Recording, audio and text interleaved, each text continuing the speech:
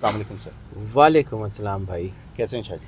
अल्हम्दुलिल्लाह, अल्लाह का बड़ा करम है सर, दुआएं हैं, शुक्र अल्हम्दुलिल्लाह रब्बिल सर, ये आलमीन। पूरा समझ लें मंथ का तोहफ़ा है जो आप पब्लिक को भी देते हैं, हमें भी देते हैं। सर बिल्कुल ऐसे ही है, ये तोहफ़ा भी है और शायद इसमें मैं बार बार अर्ज़ करता हूँ कि मेरा लालच भी है। अगर कोई एक बंदा भी अल्लाह के करीब होने में कामयाब हो जाता तो वो मेरे लिए भी तो आखिरत का सरमाया है ना। ऐसे ही। तो मैं कोशिश करता हूँ कि इसके ऊपर ज़रूर काम करूँ। और ये जो दुआ की कबूलियत है, ये जब भी मैं बात करता हूँ तो मुझे एक दफ़ा थोड़ी सी तमहीद ज़रूर बयान करनी पड़ती है कि लोग अक्सर ये सवाल करते हैं कि जी अल्लाह तो हर जगह है, हर वक्त है, तो फिर साथ का क्या मकसद है। तो साथ आपको कुशन देती है। वो काम जो आप रूटीन में कर रहे होते हैं, बाज़ औक़ात आपके अंदर देखें, जैसे जब आपके अंदर एक एनर्जी ज़्यादा होती है तो आप काम अच्छा कर सकते हैं ना। आप मोटिवेटेड होते हैं तो आप अच्छी तरह काम कर सकते हैं। वो काम आप उस वक्त भी कर रहे होते हैं जब आप लो फील करते हैं। जिस वक्त आप हाई फील करते हैं तो बड़े काम कर लेते हैं। इसी तरह दुआ तो आप हर वक्त कर सकते हैं, लेकिन बाद औक़ात आपका होराइज़न आपको सपोर्ट कर रहा होता है। एनर्जी पैटर्न्स पूरी दुनिया के निज़ाम को चलाते हैं और पॉजिटिव और नेगेटिव की एनर्जी आपस में रहती है। किसी वक्त में ये पॉजिटिव एनर्जी अपनी फुल पीक के ऊपर होती है, और जब फुल पीक के ऊपर होती है तो फिर वो चंद घंटे वहाँ सस्टेन करती है। जब वो सस्टेन करती है तो इसका मतलब है कि वो वक्त होता है कि अगर आप उस वक्त में अल्लाह के साथ जुड़ें तो वो काम जो आपके महीनों में होने होते हैं वो घंटों में हो जाते हैं, जो घंटों में होने होते हैं वो मिनटों में हो जाते हैं। अपने आप को असल में जो वन लाइनर है इस दुआ की कबूलियत के साथ का, वो है अपना जो है सिंक्रोनाइजेशन अल्लाह के साथ ठीक कर लें। अपने आप को अगर अल्लाह के साथ सिंक्रोनाइज रखेंगे तो आपकी चीज़ें बहुत अच्छी होती चली जाएंगी। अब आ जाते हैं जी इस दुआ की कबूलियत की साथ के वक्त के ऊपर। तो जब भी मैं ये दुआ की कबूलियत की साथ का वक्त बताता हूँ, मैं बुलाता हूँ पाकिस्तान स्टैंडर्ड टाइम +500 GMT के मुताबिक। +50 GMT का मतलब ये है कि एनर्जी चूँकि ग्लोबली तमाम ग्लोब पे एक ही वक्त में एक ही तरह बिहेव करती है, तो इसका मतलब है कि बाकी जितने टाइम जोन्स के लोग हैं उन्होंने इसकी एनर्जी को अपने टाइम जोन के मुताबिक कैलकुलेट करना है कि टाइम क्या बनता है। दूसरी बात मैं ये अर्ज़ करता हूँ कि ये जो एनर्जी जो साथ है, ये नेचुरली कुरान पाक की ये 114 सूरतों में से किसी एक सूरत के साथ कॉम्प्रीहेंसिवली मैच कर जाती है। और जब ये कॉम्प्रीहेंसिवली मैच कर जाती है तो फिर इसका मतलब है कि ये बहुत पावरफुल हो जाती है। अब जो है वो ज़िक्र करते हैं कि ये इसका डे क्या है और फिर बताता हूँ कि कौन सी सूरत के साथ मैच करती है, उसका इम्पेक्ट क्या होगा और करना क्या है। तो इसका जो टाइम बनता है वो 22 जून 2025 बरोज़ इतवार बनता है, ठीक है। और 22 जून 2025 इतवार के दिन इसका जो टाइम बनेगा वो बनेगा सुबह 5:40 के ऊपर, ठीक है। आफ्टर 5:40 AM या 5:40 आवर्स से ये वक्त शुरू होगा और ये जाएगा 10:32 आवर्स पे या 10:32 AM पे 10:32 तक। 4 घंटे 52 मिनट यानी तकरीबन 5 घंटे का ये टाइम है और 292 मिनट का टाइम है। तो इसकी एनर्जी बड़ी शानदार है। लेकिन अब जहाँ से हम बात करते हैं कि इसका किसी सूरत के साथ कॉम्प्रीहेंसिवली मैच हो जाता है, तो ये कोइंसिडेंस नहीं है कि एक महीना जो चल रहा है ये ज़िलहज का महीना है, ये हज का कुर्बानी का महीना है, अगला महीना जो आने वाला है वो मुहर्रम का महीना है। और इसी कुर्बानी को जो हज़रत इस्माईल अलैहिस्सलाम की दी गई थी, इसके बारे में कुरान कहता है वफ़दैनाहु बिज़िब्हिन अज़ीम। तो हमने उस फ़िदिये को जो हज़रत इब्राहीम ने दिया था उसको ज़िब्ह अज़ीम से बदल दिया। तो वो जो ज़िब्ह अज़ीम है उसका भी महीना मुहर्रम आ रहा है। तो जब हम ये देखें कि ये इसका जो है ना कोइंसिडेंस नहीं है, ये नेचुरल है कि इसकी जो सूरत बन रही है वो सूरह इब्राहीम बन रही है। और इब्राहीम अलैहिस्सलाम का ताल्लुक़ जो है वो ज़िलहज से भी है और मुहर्रम से भी है।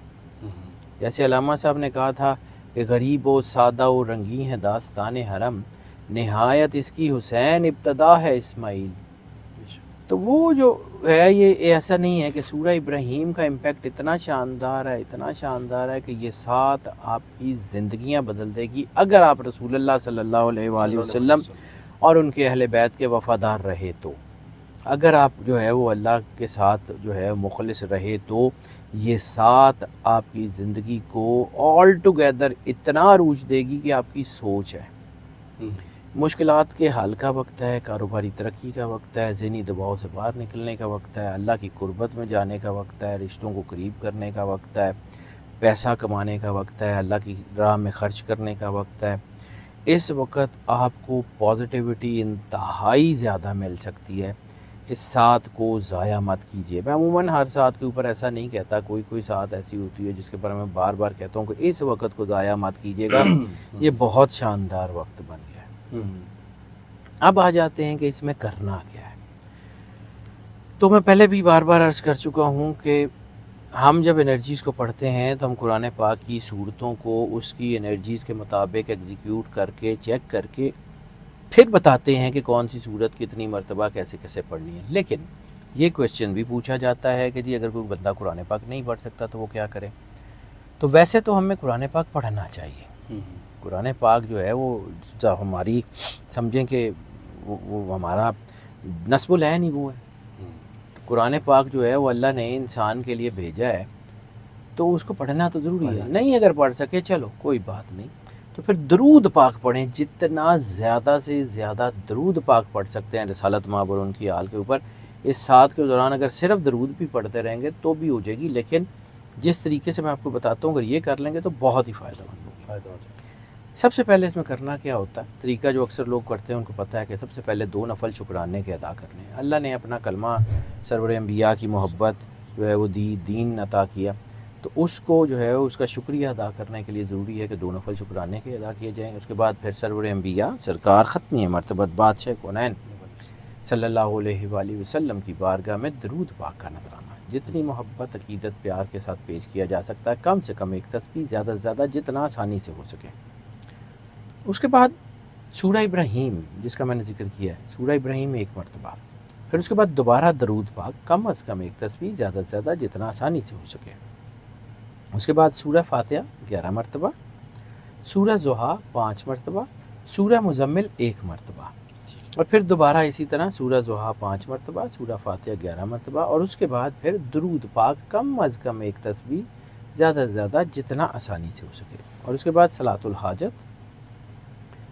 हाजत जो है वो वो अल्लाह की बारगाह में पेश करें, और उसके बाद फिर दुआ करें। और दुआ जो है वो कभी भी खुद गर्जी नहीं होती।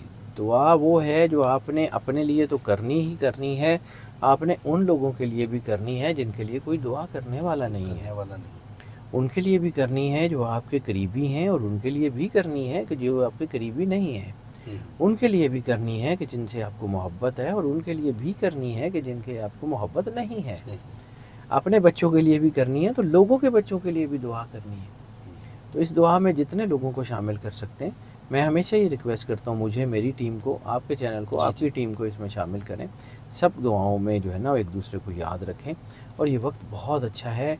इंशाअल्लाह ताला मुश्किलात बहुत बड़े पैमाने पे लोगों की हल हो जाएंगी। हाँ जी शाह जी, इस टाइम जंग का माहौल भी चल रहा है, तो उस हिसाब से भी लोग उसके लिए भी दुआ करें जी। हालात तो मुश्किल हो रहे हैं और अल्लाह अपनी पनाह में रखने वाला है, इंशाअल्लाह बेहतरीन ही होगा। शाह जी बहुत शुक्रिया आपका, ये बहुत अच्छा तोहफ़ा होता है शाह जी की तरफ से नाज़रीन, और हर महीने आप लोगों को दिया जाता है। तो बाकी मैं अपने जो व्यूअर्स हैं उनसे ये भी कहूँगा, टिकटॉक पे भी हमें आप फॉलो कर ही रहे हैं, लेकिन साथ साथ एस्ट्रोलॉजी की दुनिया के नाम से जो टिकटॉक है उसको फॉलो करें और जुड़े हमारे साथ, ताकि आप लोगों को शाह जी की जो वीडियोज़ हैं आपको वहाँ पर भी मिलें, फलक शेख ऑफिशियल पे मिलें, और जो मेरा दूसरा चैनल है वज़ाइफ से मौजज़ात, उसको भी आप देखा करें। उसमें हम जो है शाह जी की वीडियोज़ पे भी लगती हैं, और आपको बड़ा ज़बरदस्त जिसे कहते हैं ना नॉलेज, वो आपको मिलता है। थोड़े शाह जी मसरूफ़ थे, इस वजह से हमारा गैप आया, और इंशाल्लाह ताला अब हम कंटिन्यू करेंगे शाह जी के साथ। आउट ऑफ कंट्री गए हुए थे शाह जी, ज़ियारात पे गए हुए थे, तो वापस आ गए हैं इंशाल्लाह ताला। अब हम आगे कंटिन्यू करेंगे। अपना ख्याल रखें, सब्सक्राइब कर लें, जुड़े रहें हमारे साथ। अल्लाह हाफ़िज़। अल्लाह